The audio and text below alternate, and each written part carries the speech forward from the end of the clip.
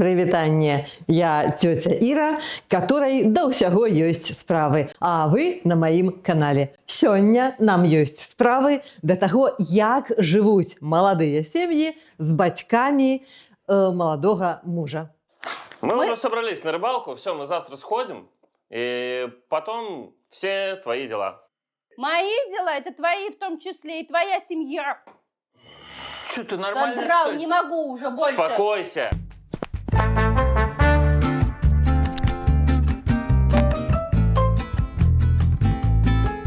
Сям'я, которая прыйшла ў праект гэтым разам, мае вось такую сітуацыю. Муж там проста золата, калі глядзець на яго збоку. Бо у яго ёсць жонка, 3 дзяцей, бізнес, а яшчэ у яго ёсць мама. Что бы ни происходило, я всегда буду с мамой. Да, у меня сейчас есть своя семья, но моя семья, в первую очередь, это родители, которые подарили мне жизнь и кому я больше всего благодарен за то, что я есть. І вось маміна мара была ўсё жыццё жыць з сынам у адным вялікім доме. Зараз гэтая мара спраўдзілася. 2 сям'і, бацькоўская і сынава, жывуць разам. Але пытанейка, дзеля чаго мама вырашыла не раставацца з сынам? Каб аблегчыць жыццё яго сям'і ці каб усімі камандаваць? Или будет газончик, качельки. Мне было обещано, что мы будем жить как бы вместе и друг другу помогать. А когда уже съехались, получилось, что совсем по-другому. Все свое время Илья проводит только с мамой. Вместе строят планы на будущее, ремонтируют дом, занимаются огородом и ходят на рыбалку. Я чувствую себя одинокой, потому что Ольга Юрьевна поглотила полностью моего мужа. Он не слышит меня, зато он слышит свою маму. Як часцей за ўсё і адбываецца, праблему першай адчула менавіта маладая жанчына. Чем дольше мы живем все вместе, тем хуже становятся наши отношения. Размова была пра тое, што 2 сям'і будуць жыць пад адным дахам, але ў кожнай будуць свае правілы. Што ж высветлілася насамрэч? Мама, старэйшая жанчына, кажа, што я ўклала шмат грошай у тое, каб вы хутчэй дабудавалі дом. І таму зараз гэта дом мой, і тут будуць мае правілы. Но я дом продала свой. Финансы я вложила в новый дом. То есть я имею право хозяйкой быть в этом доме. Настя должна все-таки как-то немножечко примириться и по моим правилам немножко жить. А если она по-хорошему не понимает, то будет по-плохому. Я так умею. Таму, калі жонка хацела зрабіць дзіцячую пляцоўку проста пад акном, каб дзеці гулялі вось за сваім плотам, бабуля, вось гэта старэйшая мама, сказала: не, тут будзе агарод, бо мы потым усе разам будзем нарошчаны ураджай есці. І ўсё. И никто с ней не поспрачается. Остался один последний клочок, на который я очень сильно надеялась, что мы там поставим все-таки горку, песочницу, чтобы дети могли здесь и сейчас находиться. Хочется, чтобы ты выглянул в окошко, пока чем-то занимаешься. Вот прям видел их здесь. Гэта мама таки начальник. Мама, которая займае на працы кіраўнічую пазіцыю і не хоча сімвалы ўлады пакідаць, нават калі вяртаецца дадому. Яна кажа: надо с одним посоветоваться, с другим посоветоваться, и потом только решить, надо это делать или не надо. Но меня не остановить. Грядки-то все равно мои будут. Як думаеце, што ўсё-таки пераможа? Агарод ці дзіцячая пляцоўка? Я б нават сказала, здоровый сэнс ці самалюбства. Ведаеце, я запытала у сваіх сяброў і сябровак, которые не глядзелі гэту перадачу, як яны думаюць, хто ўсё-таки пераможа. І ведаеце што? Большасць з іх сказала, што пераможа старэйшая жанчына, бо такія, як яна, жалезныя леді, не адступаюць ад сваіх рашэнняў. Напэўна, вы такіх таксама бачылі, і я такіх ведаю. І жанчыне малодшай у гэтай сітуацыі можна было б толькі пашкадаваць яе. З іншага боку, мы ведаем, што жывём у 21 стагоддзі, калі ўжо слова «фемінізм» не з'яўляецца нечым вельмі дзіўным. Жанчыны ўжо разумеюць сваю моц, свае сілы і тое, што яны маюць права на уласныя рашэнні, на тое, каб рабіць так, як ім будзе камфортна, а не толькі дагаджаць тым, хто ёсць навокал. Дарэчы, у застаўцы праграмы, я вось толькі сёння гэта заўважыла, кажуць, што трэба вырашыць дзве праблемы.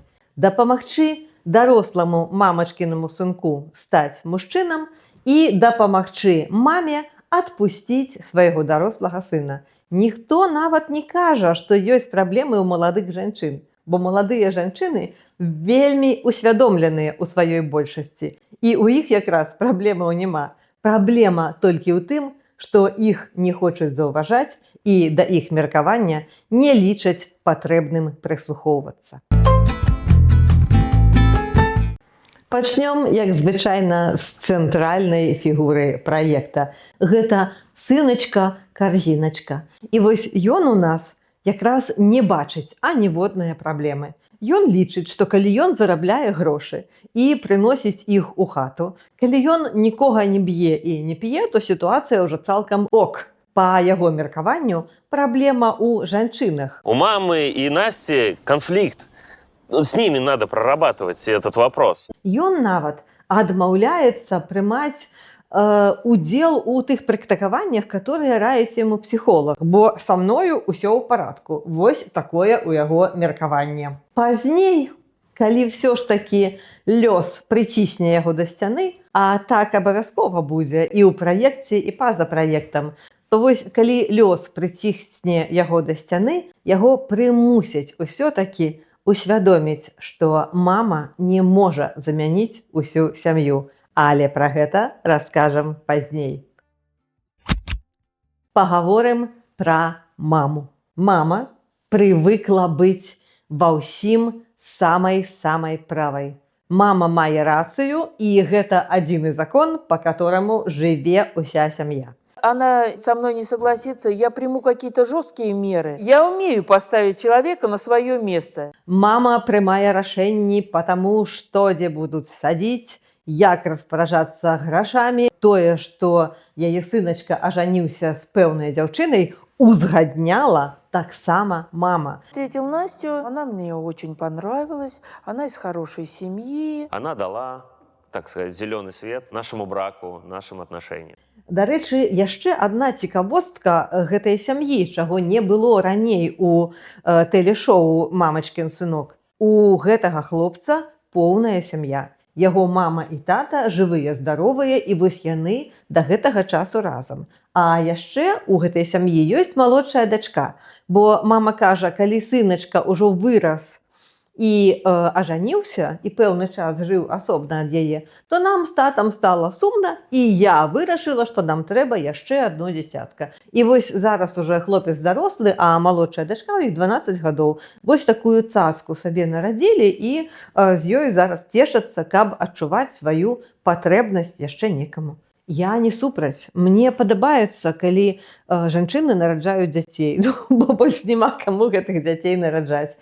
Але калі вось гэтых малодшых дзяцей ператвараюць у таблетку ад адзіноты, то гэта трохі насцярожвае. Старэйшы мужчына, который з'яўляецца часам у гэтым праекце, ён вельмі цікавы персанаж, я б сказала. Яго практычна не відаць і не чуваць. Але калі прыглядзецца да штодзённасці гэтай сям'і бліжэй, то з'яўляецца адчуванне, што ўсё трываецца менавіта на ім. Психолог сказал с тобой советоваться, вместе решать все проблемы. Наверное, правильно говорит. Сейчас ушел ужинать? Скоро. Что приготовить-то на ужин? Когда это ты спрашивал, что готовить? Ты психолог, что ли, тебя повлиял на тебя? Не спрашивал никогда. А теперь будем советоваться всегда с тобой. Ну что, раз спрашиваешь, давай шашлычка, что ли, приготовим? О, хорошая Давно не идея. делали. Слушай, давно не делали. На тым, што ён можа прамаўчаць, Сцярпець нейкія там капрызы сваёй жонкі-начальніцы, недзе з ёю пагадзіцца, недзе нешта моўчкі зрабіць самому. То бок яго, калі паказваюць, ён увесь час нечым заняты, нейкім такім стваральніцкім працэсам. Ну і не спрачаецца з жонкай і хіба мае рацыю, бо толькі дарма траціць сілы. То бок яна просіць паставіць цяплічку, ён ідзе за ёю след. Яна кажа там нешта, ён гэта прымае. То бок ён увесь час знаходзіцца побач з ёю і падтрымлівае яе сваёй маўклівай прысутнасцю. І мне падаецца, калі ў гэтай сям'і ёсць сапраўднае каханне, то вось яно ідзе ад гэтага мужчыны. Ну, прынамсі, гэта маё меркаванне. А як думаеце вы? Калі думаеце, што ён яе кахае, пастаўце ў каменты сэрцайкі. А калі думаеце, што ён яшчэ адзін мамачкін сынок, пастаўце ў каменты вось такі знак.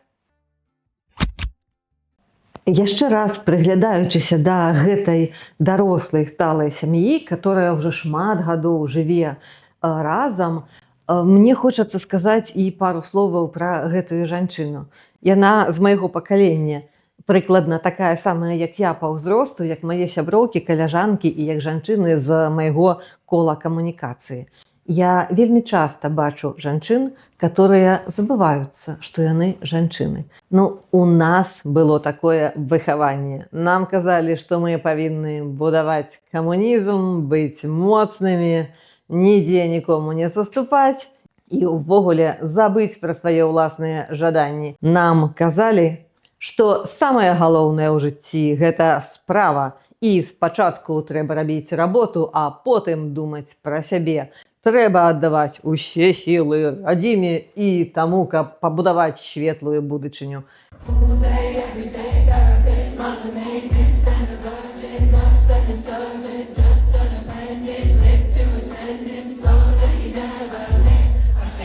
Нас не навучылі думаць пра свае жаданні. Нам не казалі, што самы галоўны чалавек у жыцці жанчыны – гэта яна сама. А дарэчы, у жыцці мужчыны ён сам. Калі вы думаеце, што вось гэта хвароба ператварэння жанчыны ў робата скончылася на маім пакаленні, то вы не зусім маеце рацыю, бо маладая жанчына, жонка галоўнага героя гэтага шоу, яна таксама спрабуе быць вось такой моцнай жанчынай. З аднаго боку, лёс яе проста вымушае быць такой, бо побач ёсць мама, которой, калі не сапраціўляцца, яна проста раз'едзе цябе як танк гусеніцамі. З іншага боку, у гэтай маладой жанчыны, як і у многіх жанчын і мужчын з яе пакалення, бацькі развяліся. І гэтая трагедыя, которую яна як дзіця не магла до конца усвядоміць, зразумець і неяк нешта з ёю вырашыць у сваёй душы, яна да гэтага часу прымушае яе быць вось таксама байцом і забыцца пра тое, што ёй можна час ад часу быць яшчэ і проста жанчынай. Яшчэ адна дарослая сям'я ў гэтым праекце, которой трохі менш удзяляецца ўвагі, але яна таксама ёсць. У маладой жонкі мама і тата даўно жывуць у разводзе. Яна трымае камунікацыю з кожным і з кожнай паасобку. І больш любіць, аддае ўвагі тату. Яна кажа, што заўсёды магла прыйсці да яго параіцца, хаця з сям'і тата сышоў да другой жанчыны. Але там нешта не склалася, і тата да гэтага часу жыве са сваёй мамай, яшчэ адзін хіба мамачкін сынок, не ведаю, а мама яе другі раз выйшла замуж і жыве больш вось гэтай сваёй новай сям'ёй, чым тым, што ў яе некалі была дачка і муж. Як вы думаеце, што прымусіла маладога мужчыну усвядоміць, што мама робіць нешта не тое? Ніколі не здагадаецеся, але ўсё вельмі проста. Калі мама пачала парушаць межы не толькі яго жонкі, але і яго уласныя. Пэўным чынам высветлілася абсалютна нечакана, як гром з яснага неба, што кватэру, у которой раней жыла сям'я, мама выставіла на продаж. Какую квартиру-то еще? В нашу. Вашу? Да. Да я ее выставила на продажу. Как на продажу? Да, ты что думала? Мы же дом А купили. зачем? Мы дом-то купили. А Илья в курсе этого всего? А ты вообще как бы знаешь? Да, конечно. Выставила нашу городскую квартиру на продажу. Да не может такого быть. Звони ей, давай решай вопросы. Позвонил сейчас. Привет, моя солнышко. Мне сейчас Настя звонила. Сказала, что ты нашу квартиру на продажу выставила. Что-то какая-то ерунда. Вы что, там с ума посходили, что ли? Ну а что, баню надо доделывать? Такие вещи не делаются вообще-то, без уведомлений. Ось тут і хлопцу дайшло, што нешта мама пераціскае. Праблемы ў гэтым праекце вырашае псіхолог. І, на маю думку, гэта адно з лепшых рашэнняў, которое прапануецца шырокай аўдыторыі. У нас усё яшчэ ёсць меркаванне, што псіхолог гэта для псіхаў, але гэта не так. Псіхолог гэта для тых, хто не хоча стаць псіхам, а хоча жыць нармальнае, шчаслівае жыццё. Як жа псіхолог вырашыў дапамагчы маме і сыночку? Мама хоча быць увесь час сынам, каб яго падтрымліваць. Пытанне, которое задалі жанчыне, было вельмі вострае і кранальнае. І было яно пра жыццё і смерць. Я не стану говорить о Кате, потому что я думаю, что это тема для другой длительности терапии, вообще для другого характера работы. Но я хотел бы поговорить немного с вами о вашем страхе потерять Илью. Он как будто бы и заложил основу ваших отношений. Мне кажется, такой он мне и остался. Да. Психолог считает, что потеря первого ребенка взрастила в Ольге Юрьевне страх за сына. Поэтому женщина с самого рождения старается его контролировать и оберегать. Этот страх и сегодня, когда Илья вырос, заставляет ее быть рядом с сыном, чтобы знать, что он в безопасности. Александр Романов предлагает Ольге Юрьевне сделать психологическую практику «Письмо страху». Сжечь его и распрощаться с ним. Вам прямо сейчас не станет легче. Я понимаю. Но пройдет какое-то время, и вы почувствуете, что то, что мы сейчас с вами сделали, не пройдет бесследно. Адна страта, вельмі важная, вельмі балючая, прымусіла жанчыну ставіцца больш як да сябе, да свайго сына. То бок яна баіцца яго адпускаць, бо адно дзіця ўжо страціла. Які ж інструмент псіхолог прапануе для вырашэння? Раз, два, три? Конечно, вы адгадалі. Гэта чырвоныя стужкі. Гэтым разам спатрэбіліся 3. Представим себе, что это 3 возможных пути. Первый путь, по которому ты пойдешь, это путь, когда ты выберешь маму. Второй путь, по которому ты пойдешь, это путь, когда ты постараешься уравновесить на чашах весов одинаковое количество своего внимания, инвестиций и вложений в сторону мамы и Насти.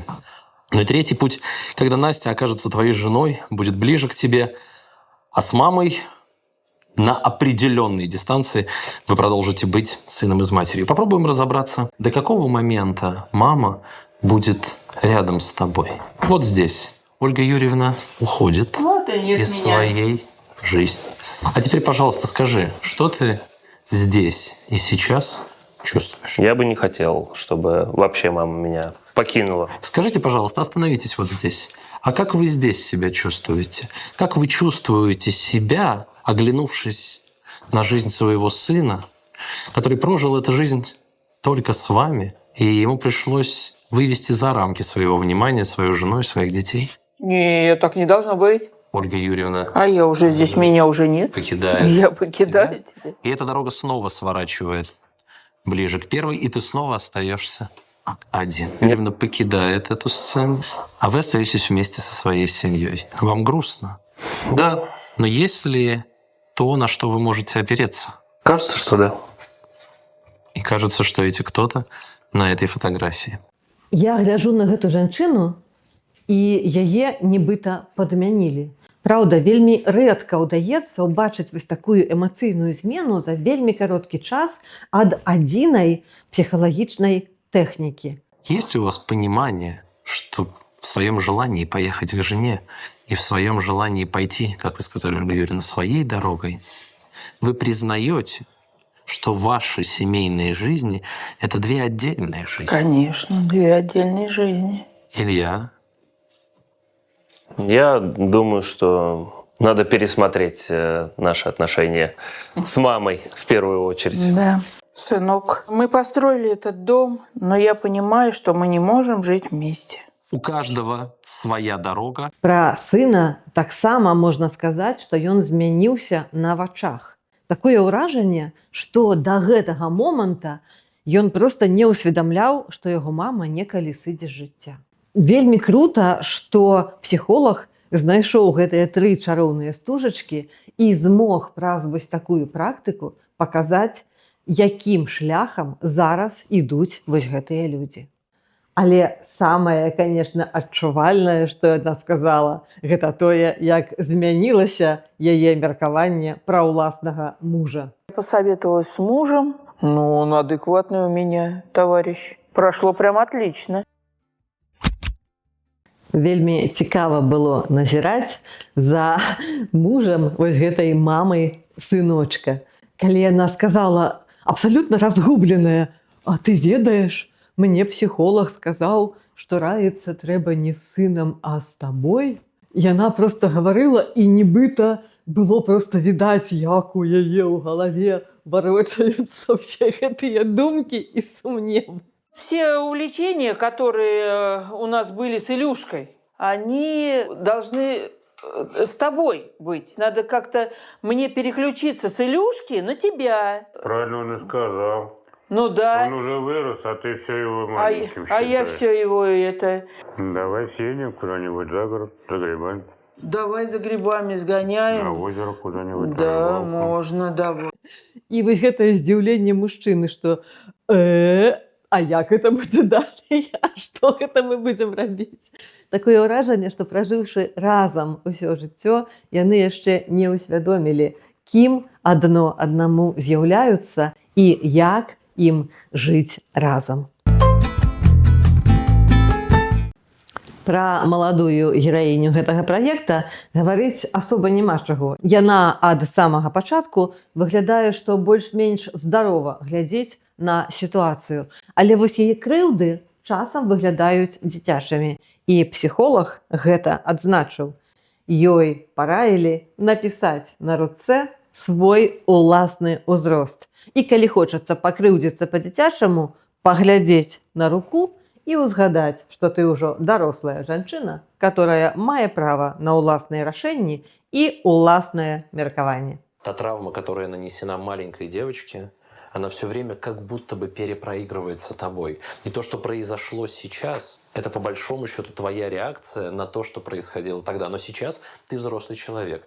Але гэта не самая цікавая практыка. Псіхолог заўважыў, што пэўнае непрыняцце мамінай мадэлі, свякроўчынай мадэлі у тым, што сама гэта маладая жанчына імкнецца стаць свайму мужу не жонкай, а яшчэ адной мамай. І вось гэта суперніцтва паміж двумя мамамі якраз робіцца тым самым яблыкам раздору ў гэтай сям'і. Ніколі не адгадаеце, што псіхолог параіў зрабіць маладой жанчыне. Но ты как жена имеешь право обладать своим мужем. Ты упомянула о том, что трусы, носки, другое нижнее белье ты покупаешь мужу сама. Вообще-то в нормальной жизни такие вещи мужчина покупает себе сам. Поэтому я хочу, чтобы что ты ему купила с уверенностью, что это ему нужно, как вот тому 4-му цыпленку. Ты собрала, забрала и приняла решение, как с этим поступить. Как ты с этим поступишь, я не знаю. І што яна зрабіла? Сначала не знала, что с вещами сделать. Я отобрала самые мои любимые вещи, которые я ему выбирала. Самые любимые вами. Мною, да, Любопытно. именно. И именно те вещи, которые я с любовью выбирала, вот эти вещи я и сложила. А потом я вышла и их сожгла. А как вы думаете, почему такое решение пришло? Но я решила ставить точку, и чтобы больше никуда туда-обратно не вернуться.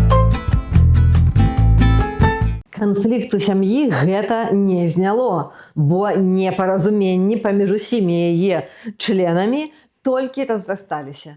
Але калі усе сабраліся за адным сталом, адбылося нешта казачнае. З'явіўся суперфей, супергерой. Ну, то бок з'явіўся дарослы чалавек, который змог ім дапамагчы.